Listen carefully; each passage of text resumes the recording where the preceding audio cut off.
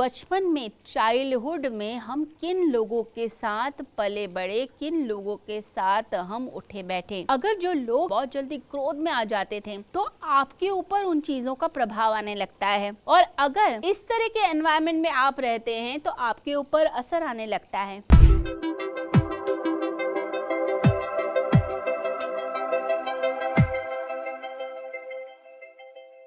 कई बार ऐसा देखा जाता है कि रिश्ते खराब होने लग जाते हैं जब व्यक्ति बहुत ज़्यादा सोचने लग जाता है और अपने आप से बहुत उम्मीदें करता है और बहुत महत्वाकांक्षी होने लग जाता है। तो क्या होगा? रिश्ते स्पॉइल होने लग जाएंगे। अब पति और पत्नी के बीच में झगड़े बनने लग जाएंगे, मानसिक समस्याएं शुरू हो जाएंगी, रातों की नींदें उड़ने लग जाएंगी, और फिर बिना बात की एंजाइटी और बिना बात का डिप्रेशन। लोग कहेंगे आपके घर में सब कुछ तो है, इतने अच्छे घर में रहते हो, इतने अच्छे बच्चे हैं तुम्हारे, इतनी अच्छी गाड़ियां हैं तुम्हारे पास, इतनी प्रॉपर्टीज़ है, इतना पैसा है, और तुम लड़ते किस बात को लेकर हो? तो आप क्या करते हैं? अपने विचारों से, अपनी ज़्यादा सोचते अपनी सब चीज़ों को बर्बाद कर देते हैं। बहुत महत्वाकांक्षा, बहुत उम्मीदें और बहुत सारी सोच से हम अपने रिश्तों को बर्बाद कर देते हैं और अपने जीवन को भी बर्बाद कर देते हैं।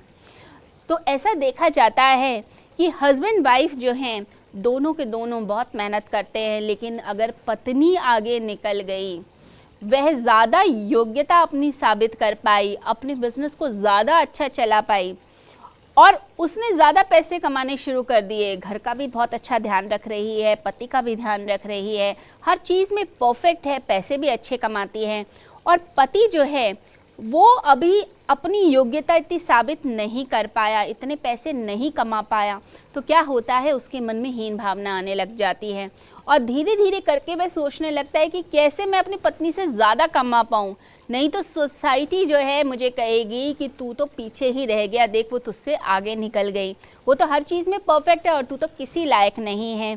देखिए, अगर हम इसकी साइकोलॉजी समझें कि ये सब हम क्यों करते हैं, तो हमें उसके लिए अपने बचपन में जाना पड़ेगा। बचपन में, चाइल्डहुड में हम किन लोगों के साथ पले बड़े, किन लोगों के साथ हम उठे बैठे, किन्होंने हमारी परवरिश की, किन लोगों ने हमारी अपब्रिंगिंग की। अगर जो लोग थे, चाहे वो आपके पेरेंट्स थे, आपके भाई बहन थे, आपके टीचर्स थे, अगर वो बहुत भयभीत लोग थे, बहुत ज़्यादा गिल्ट फीलिंग में थे, अपराध बोध में थे, बहुत जल्दी क्रोध में आ जाते थे, बहुत ओवरथिंक करते थे, बहुत उम्मीदें करते थे, तो आपके ऊपर उन चीज़ों का प्रभाव आने लगता है। अगर आपकी माँ जो है बहुत ज़्यादा स्ट्रेस लेती हैं, हर चीज़ को लेकर टेंशन ले लेना, हर चीज़ की चिंता करना, हर चीज़ की इतनी फ़िक्र करना, छोटी छोटी बात को लेकर जो है एकदम चिंता कर लेना, एकदम स्ट्रेस में आ जाना, तो वो प्रभाव फिर आपके ऊपर भी आने लग जाता है। तो होता क्या है, छोटी छोटी बात को लेकर घरों में लेडीज़ टेंशन लेकर बैठ जाती हैं।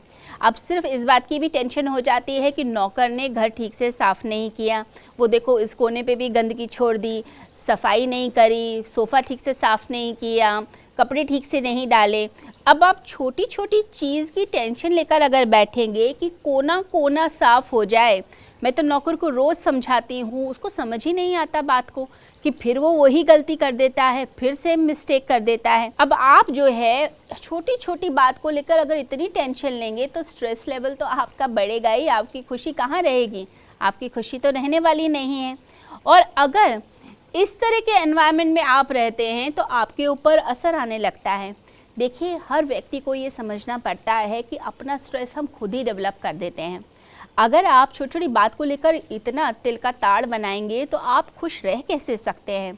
ठीक है, अगर आपको लगता है रोज़ इतनी अच्छी सफाई नहीं हो पा रही है, तो हफ्ते में एक दिन ऐसा सुनिश्चित कीजिए जिस दिन आप बहुत अच्छे से कोने कोने की सफाई कर पाएँ, सफाई करवा भी पाएँ। लेकिन अगर आप रोज़ परफेक्शन की उम्मीद करेंगे तो स्ट्रेस बढ़ता है और वो एक आदत बन जाती है, और आप ये भूल जाते हैं कि आपके व्यवहार का, आपकी सोच का, आपका टेंशन लेना, आपका हंसना नहीं, दुखी रहना, उसका प्रभाव आपके बच्चों के ऊपर पड़ने लग जाता है।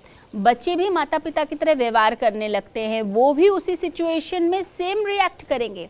जब वो अपने घर की सफाई करा रहे होंगे वो भी अपनी माँ की तरह व्यवहार करेंगे, क्योंकि माँ को बचपन में देखा था इतनी टेंशन लेते हुए, छोटी छोटी बात की टेंशन लेते हुए, तो उसका असर आपके ऊपर पड़ता है। आप भी ओवरथिंक करते हैं। तो अपने थॉट्स को ठीक कीजिए, अतीत की बातों को भूलिए और क्षमा कीजिए लोगों को, लेट गो।